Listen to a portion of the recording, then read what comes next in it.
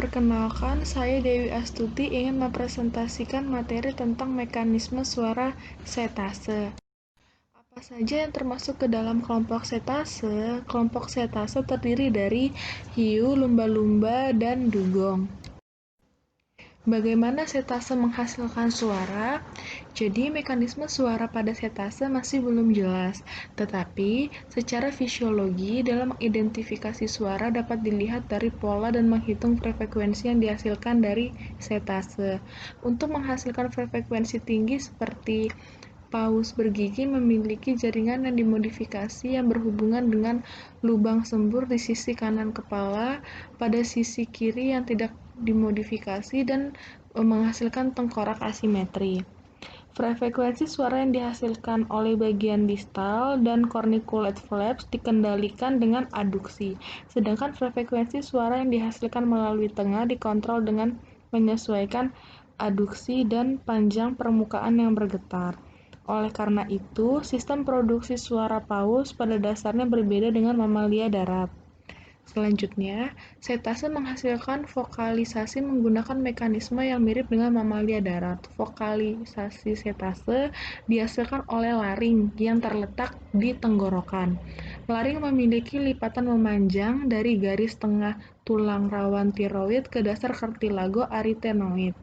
Laring mengandung lipatan jaringan yang disebut pita suara yang bergetar saat udara mengalir dari paru-paru ke dalam rongga mulut. Ventrikel laring dan lipatan vestibular juga secara konsisten ditemukan di lateral pita suara. Pita suara memanjang dan sejajar dengan arah aliran udara. Bentuk dan tegangan pita suara bisa berubah untuk menghasilkan suara yang berbeda. Pita suara dapat membagi aliran udara ke dalam menjadi 3 bagian yang terpisah. Getaran lipatan yang menghasilkan suara laring awal digunakan untuk komunikasi atau ekolokasi. Lalu, pada bagian lumba-lumba, laring dan organ di kepala dapat digunakan untuk mendeteksi atau mengidentifikasi bentuk benda dengan mengirimkan dan mendeteksi sonar.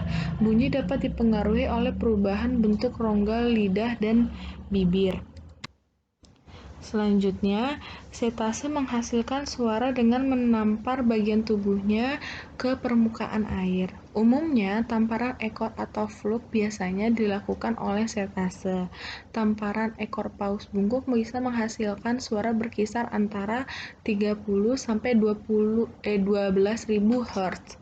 Selanjutnya, hal ini menyebabkan percikan yang keras dan membuat jejak gelembung di bawah air.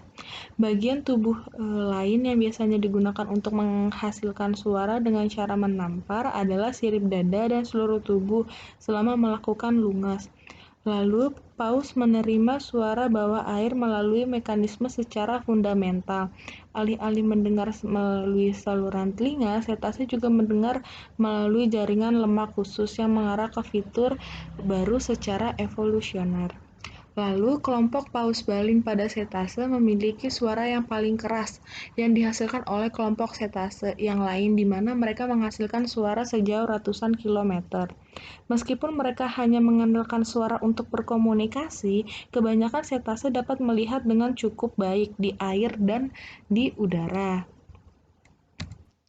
Lalu bisa kita lihat contoh yang ada di sini merupakan contoh paus baling yang menggunakan laring untuk menghasilkan suara.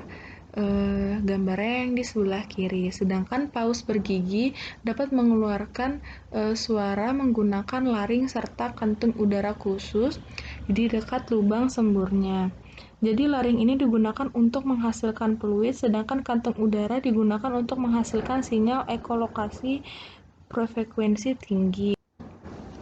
Jadi, berikut merupakan lumba-lumba yang menghasilkan suara dengan mengalirkan udara melalui kantung udara di kepala mereka. Ya, jadi berikutnya ini merupakan mekanisme potensial untuk produksi suara pada paus balin. Jadi terdapat saluran pernapasan ikan paus berwarna merah, lalu saluran pencernaan yang berwarna biru, dan tulang rawan asosiasi berwarna putih. Paus Bali mengalami kontraksi otot pada tenggorokan dan dada yang menyebabkan udara mengalir pada paru-paru dan kantung laring yang berwarna merah. Lalu kontraksi toraks dapat meningkatkan tekanan pada trakea dan bronkus. Ekspansi dan kontraksi paru-paru serta kantung laring bergantian menggerakkan udara yang melintasi punggung jaringan yang berbentuk U sehingga terbentuk lipatan U yang berwarna kuning yang menyebabkan bergetar dan menghasilkan suara. Lipatan U berisi 3 daerah, yaitu bagian distal, mid-section, dan corniculate flaps yang bertanggung jawab untuk menghasilkan suara yang berbeda. Jadi bagian distal untuk berperan dalam noise, bagian tengah untuk bernada, dan flap corniculate ini untuk berdenyut. Getaran dari kantung laring yang berwarna hijau dapat merambat melalui lipatan. Sifat getaran ditentukan secara aktif oleh aduksi. Getaran kemudian merambat ke saluran vokal sublaringeal yang terdiri dari rongga faring, mulut, dan hidung. Oleh karena itu, supralaringeal gigi berfungsi sebagai filter dan membentuk spektrum keluaran vokal. Selanjutnya, bagaimana sih suara setase? Jadi, vokalisasi di bawah air dideskripsikan sebagai suara seperti lonceng, getaran, nyanyian, dan peluit. Suara yang dihasilkan oleh getaran pita suara di laring saat udara mengalir dari paru-paru melalui laring ke tenggorokan dan keluar melalui mulut. Suara yang dihasilkan oleh laring diubah oleh perubahan posisi dari dan bentuk lidah dan bibir hewan tersebut.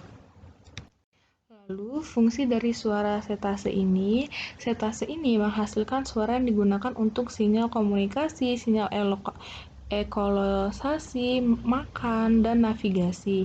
Komunikasi tidak selalu menyiratkan bahasa. Dan itu bisa hanya satu arah, seperti ketika ada satu lumba-lumba mengetahui yang lain hadir karena lumba-lumba keduanya bersuara. Jadi, hampir semua suara yang dihasilkan mamalia dihasilkan dari pergerakan udara melalui jaringan yang lalu, bagaimana sih suara setase? Berikut suara setase.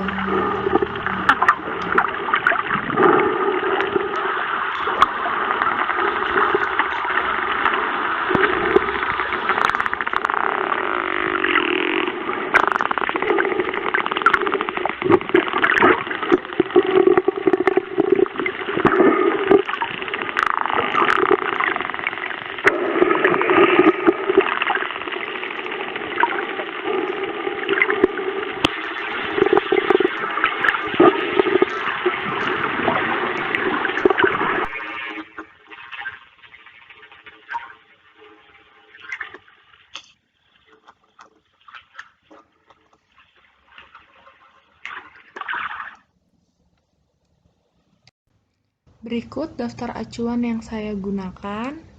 Sekian presentasi dari saya, kurang lebihnya mohon maaf. Terima kasih.